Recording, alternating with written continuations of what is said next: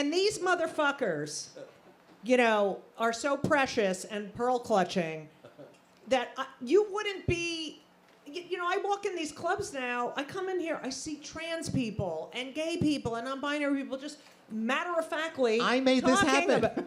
You know, I don't think I made this happen. I think I'm one of the people who didn't have that audience. You know, sort of broke down these barriers a little bit. But there were so many of us. There's a Netflix documentary about it, and you know. I don't know. You can mock your own people with love. And I don't mean just like only, you know, you can only mock Jewish people or lesbians. It's like if your circle includes other people and you have firsthand knowledge of them. I mean, for me, the nails on the blackboard moment is when somebody who's really ignorant makes a negative stereotype. Again, this isn't like they should be banned or anything, but it's simply not funny and annoys me when somebody makes a stereotypical nasty joke about a group that they're not really that aware of. And so, like, well, you can't. You can use a stereotype. It's just history. Right. It comes from history, real history. No, I mean, but you like, can use it for a specific person. Yeah, but if yes, right, totally. that you have a personal, you know, Yeah. connection to. You can't say like generally, you know, Jews are cheap, Right. Or gay people, or lesbians, but Jack you know. Benny was. Have you heard Kanye West's recent song, Judy? Yes, I love think it. you can It's say so Jews are cheap. catchy. So was there, before we called it the cancel culture? Wait, I wanted to say one other thing. Howard Stern is also another example of being canceled and fined and fined and fined. There was the Hays Code, which was this code that they used, even for films and on television, which determined, you know, what could be shown and how movies would end. But you know, when you really think of cancel culture, you think of Lenny, you think of the Smothers Brothers, who were fired. Yeah, but that was for their politics. Right. Right, They're on TV. They're Right. doing jokes about Nixon. Yeah, that was completely. And Pete Seeger's up there. He was banned. They put him on anyway. You know. Yeah, people forget. But yeah, people forget that. So, was there a canary in a coal mine moment, a harbinger? I was thinking of a couple things. Like, for instance, I remember when Jerry Seinfeld and Chris Rock said they were no longer going to play colleges. Like, that was sort of a big deal, that they decided colleges was a problem. Then I came up with another anecdote that you're going to love. No, I remember this one. Before Giuliani became the mayor. Oh, he's terrific. Yeah. Before he became Mr. Mayor, he lost that first election. And this is a great New York anecdote. Many of you may remember this. But he lost that first time he ran for mayor against Dinkins. And Giuliani had one celebrity on his side, and that celebrity was the ace in the hole, and it was Jackie Mason, who had the biggest show on Broadway at the time, the one-man show, The World According to Me, and Jackie Mason was in that camp. And Jackie Mason, one day when he was asked, why are you supporting Giuliani, do you remember what he said?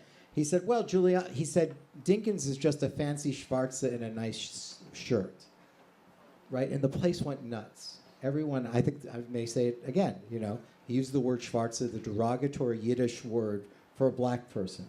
What I remember about that is it didn't help the campaign, and it certainly sunk.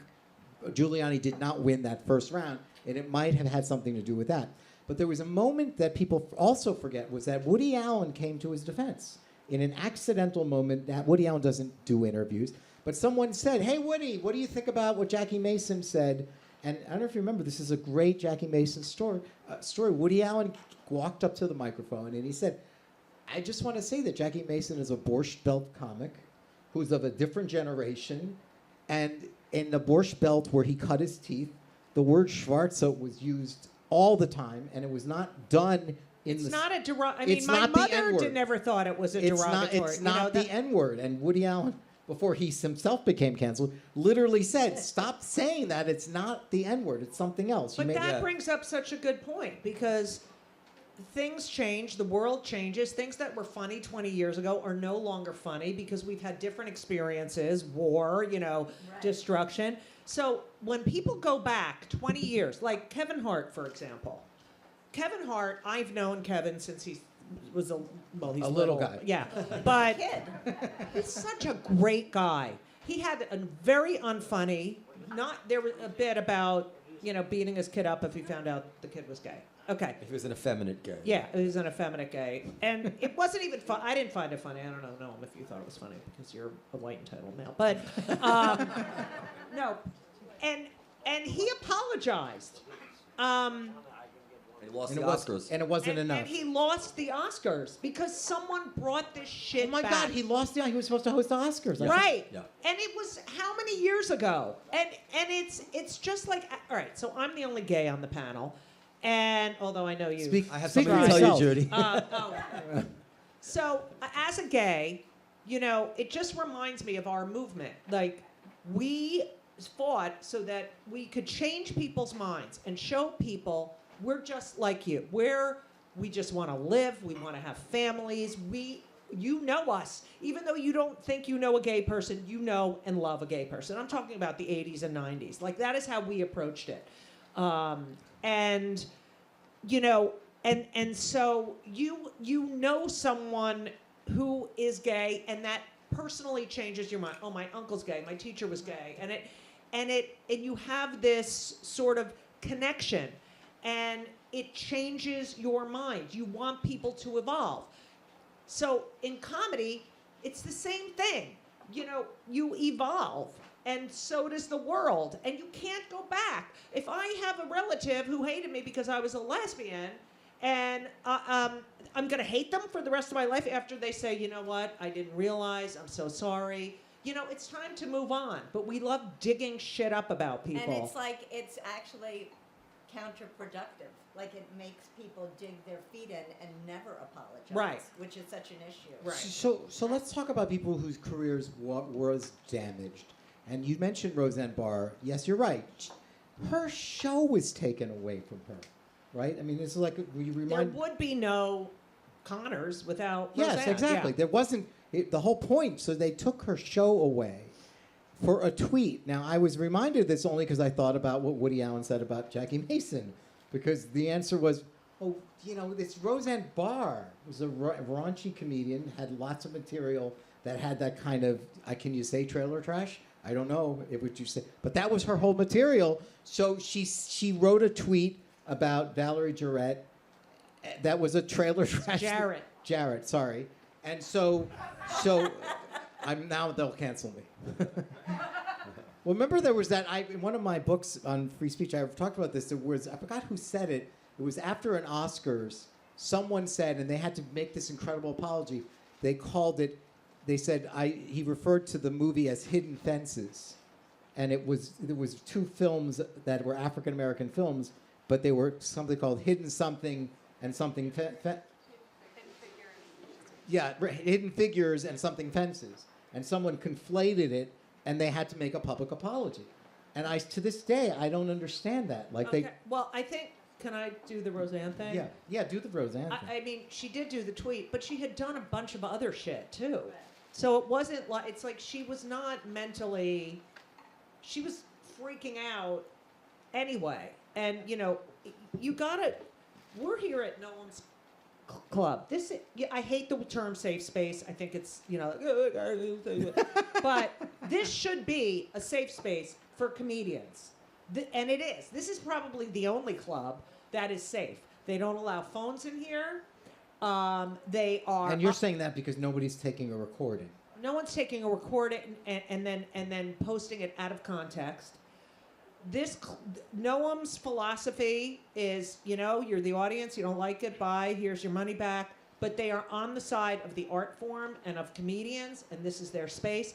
And it is the only art form, when you really think about it, where the audience is a significant part of the creative process. No painter like Van Gogh didn't paint half of a mural and was like, oh, should I put more sunflowers? Like, no one in front of an audience. We don't know. We get so much information from you, but we don't get it from you if you're coming in here like, I'm offended by this, I'm offended by that, I got to get a clip, Right. Well, I just want to say about Roseanne, what is it in law school? Hard cases make bad law. Mm-hmm. I mean, This is a hard case. The idea of comparing a black person to an ape, this was a third rail in Howard Cosell's time. It's not. It's a coarsening of the culture that. Does everyone know the Howard Cosell reference? I want to make sure everybody knows that. Howard Cosell said, "Look at that monkey run," and got Yeah. fired. Although it came out later that he had actually used that. It got excited and said the same thing about white running backs. And Howard Cosell, as opposed to Roseanne Barr, he was a civil rights fighter. Went to Yale Law School. Yeah. No, but I mean, he was. Yeah, no, he was on the left. Yeah.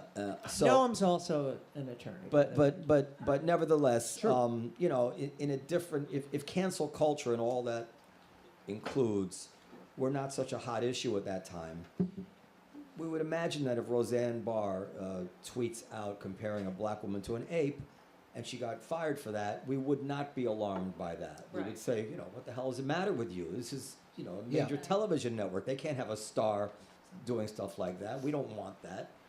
So, you know, I'm of two minds about the Roseanne thing. She also had obviously some Yeah, mental kind of mental break, but that problems, doesn't, yeah. you know, Well, as they also- say about Kanye as well, right? But as I said, hard cases make bad law. I don't know where I stand on that one.